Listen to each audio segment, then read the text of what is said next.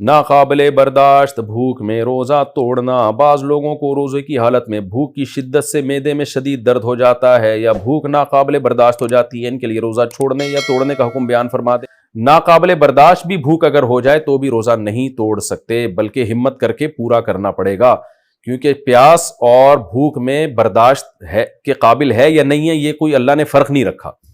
تو روزہ نام ہے کھانے پینے سے ایوائڈ کرنے کا، تو چاہے وہ برداشت ہو رہی ہو یا برداشت نہیں ہو رہی ہو.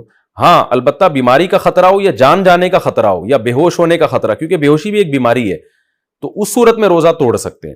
اب کسی کے معدے میں شدید درد ہو رہا ہے شدید بھوک کی وجہ سے، تو یہ ایک بیماری ہے، کیونکہ نارمل ایسا ہوتا نہیں ہے. کتنی بھی بھوک لگی ہو آپ کو 24 گھنٹے بھی بھوکے نہ آپ کے پیٹ میں درد نہیں ہوتا، لیکن بعض دفعہ کوئی بیماری ہے جیسے کسی کو السر ہے یا اور کوئی بیماری ہے جس کی وجہ سے بھوکا رہنے سے پیٹ میں شدید درد ہو رہا ہے، تو درد ایک بیماری ہے، بیماری میں روزہ توڑا جا سکتا ہے تو اس درد کو ختم کرنے کے لیے.